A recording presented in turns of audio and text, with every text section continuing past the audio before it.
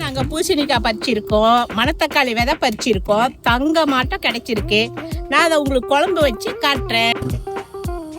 முதல்ல வடைச்சட்டியை வச்சு எண்ணெய் ஊற்றிக்கணும். எண்ணெய் கொஞ்சம் ஜாஸ்தியாக தான் இருக்கணும் இதுக்கு. அப்போ தான் குழம்பு வந்து ஒரு வாரம் ஆனாலும் கெடாமல் இருக்கும். எண்ணெய் சூடேறிச்சு. இப்போ கொஞ்சோண்டு வெந்தயம் போட்டுக்கிறோம். கூடவே வெங்காய வத்தல் போட்டுக்கிறோம்.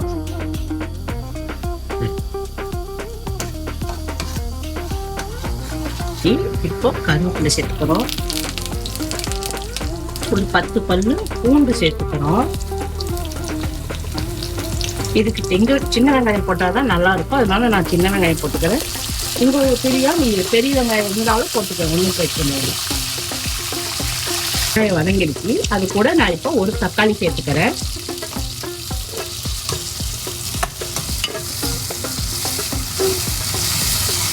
கூட நான் 250 கிராமு மணத்தக்காளி விதை தோட்டத்தில் பறிச்சேன் இல்லையா, அதை போட்டுக்கிறேன். ஒரு ஸ்பூன் நிறைய உப்பு போடணும்.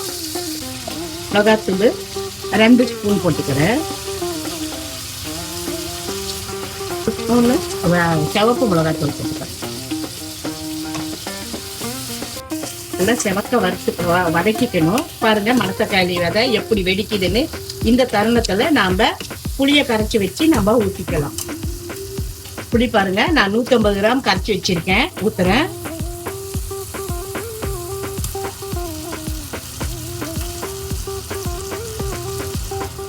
புளி தண்ணி இன்னும் கொஞ்சம் சேர்த்துக்கிறேன்.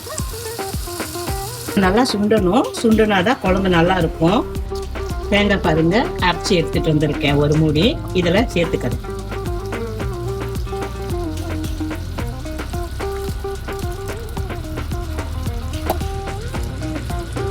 தண்ணியை அதையே ஊற்றி சேர்த்துக்கிறேன்.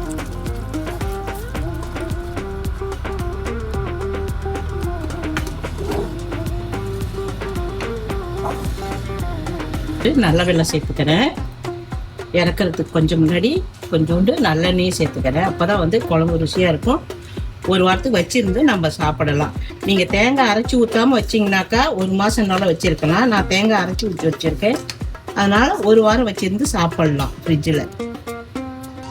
பாருங்க, இப்போ இந்த தருணத்தில் நம்ம இறக்கிக்கலாம். எல்லா மணத்தக்காளி எல்லாமே நல்லா கரையிற மாதிரி வந்துடுச்சு.